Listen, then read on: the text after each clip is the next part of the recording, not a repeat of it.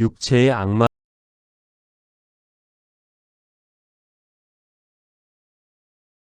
이 영상은 제목에서부터 풍기는 음란물의 선입견 때문에 이미지 생성에 많은 제약이 있었습니다. 이 점 이해하시고 시청 바랍니다. 1914년 세상은 포화 속으로 사라졌습니다. 하지만 어떤 이들에게 전쟁은 도덕이 잠시 자리를 비운 긴 휴가와도 같았죠.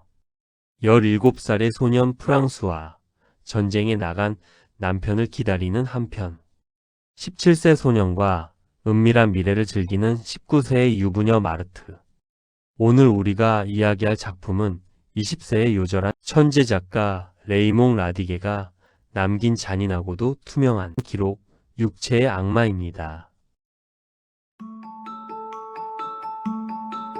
누군가는 이를 불륜이라 비난했고 누군가는 순수한 본능이라 해석했습니다.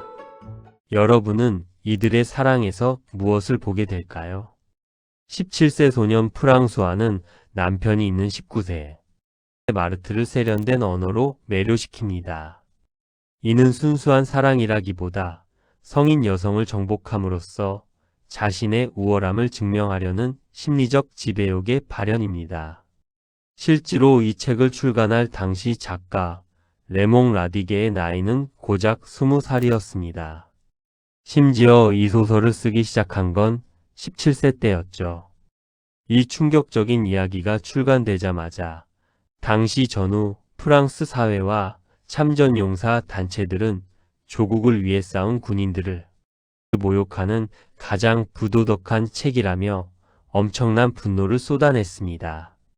하지만 빗발치는 비난 속에서도 이 책은 한 달 만에 46,000부가 팔리며 경이적인 베스트셀러가 됩니다. 과연 이 맹랑한 천재 소녀는 전쟁이라는 비극 속에서 무엇을 보았던 걸까요?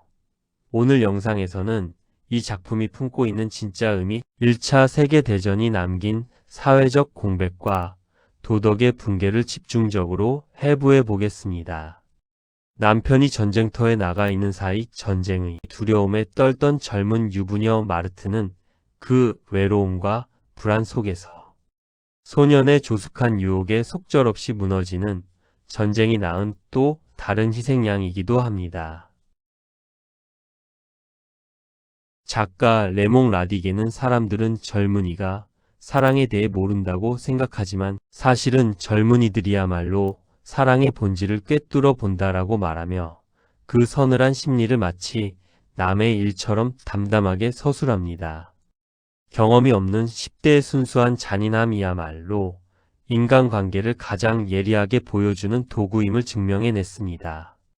프랑수아에게 마르트는 단순한 여인이 아니었습니다. 지루한 일상에 균열을 내고 들어온 육체적 각성 그 자체였죠. 도덕적 죄책감보다는 소유욕이, 사랑보다는 정복욕이 앞섰던 소년의 시선. 작가 라디게는 담담하게 서술합니다. 한편 프랑수아의 사랑은 소유욕으로 변질되었습니다. 마르트의 남편이 보낸 편지 한 장, 그녀의 작은 시선 변화에도 그는 지독한 질투를 느꼈죠. 소녀는 자신의 불안을 그녀의 손목을 꽉 쥐는 것으로 표현했습니다. 마르트는 그 질투가 자신을 파괴할 것을 잘 알면서도 피하지 못했습니다. 그것이 바로 육체의 악마가 파놓은 함정이었습니다. 마르트가 임신하자 소녀는 공포를 느낍니다. 아이가 자기 자식인지 끊임없이 의심하며 변해가는 마르트의 육체의 혐오감을 느끼고 성인이 짊어져야 할 책임으로부터 비겁하게 도망치려 합니다.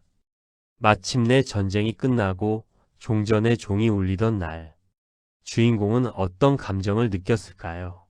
놀랍게도 그는 조국의 승리에 환호하는 대중 속에서 극심한 소외감과 공포를 느낍니다. 종전이란 곧 남편들이 집으로 돌아온다는 뜻이고 자신의 방학과 비밀스러운 낙원이 끝났음을 의미하기 때문이었죠. 전쟁이 끝남으로써 그들의 낙원은 무너졌습니다. 프랑수와의 지독한 질투와 집착은 마르트를 질식시켰고 그녀는 육체적, 정신적 한계에 다다랐죠. 소녀는 뒤늦게 자신의 사랑이 파괴적인 본능이었음을 깨닫습니다. 마르트의 손을 붙잡고 절망하는 그의 모습에서 우리는 비로소 악마의 진정한 모습을 봅니다. 바로 우리의 이기적인 순수입니다. 마르트는 출산 중 사망합니다.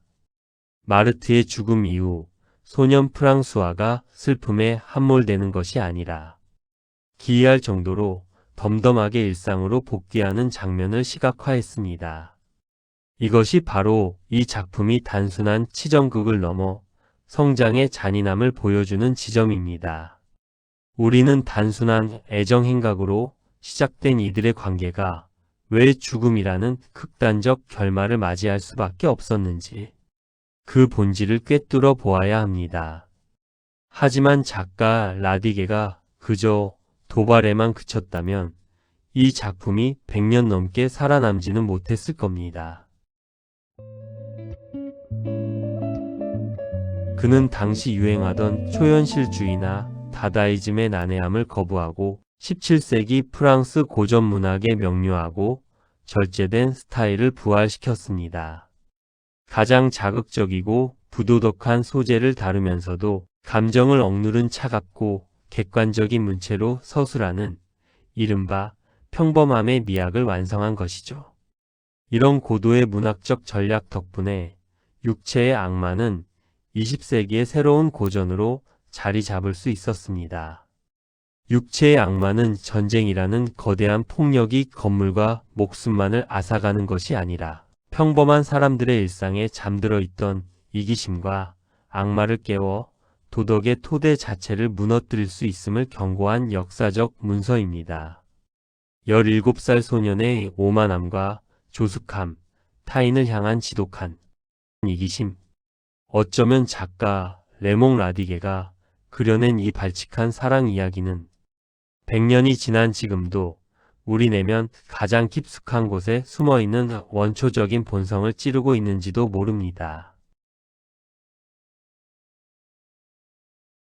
전쟁이라는 거대한 지옥보다 더 잔인한 것은 누군가의 불행을 배경음악 삼아 쾌락을 탐닉하는 소년의 차가운 나르시시즘이 아닌가 생각이 듭니다.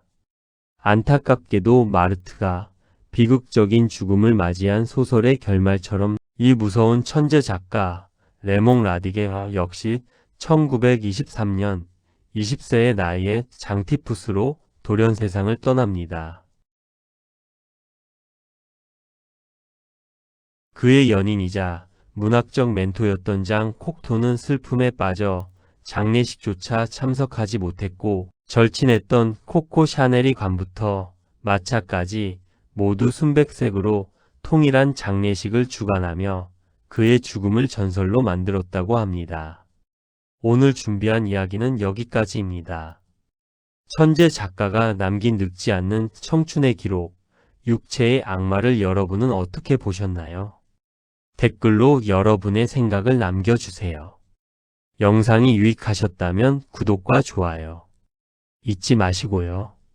다음 시간에도 흥미로운 문학 이야기로 찾아오겠습니다. 감사합니다. 달빛 아래 문장이었습니다.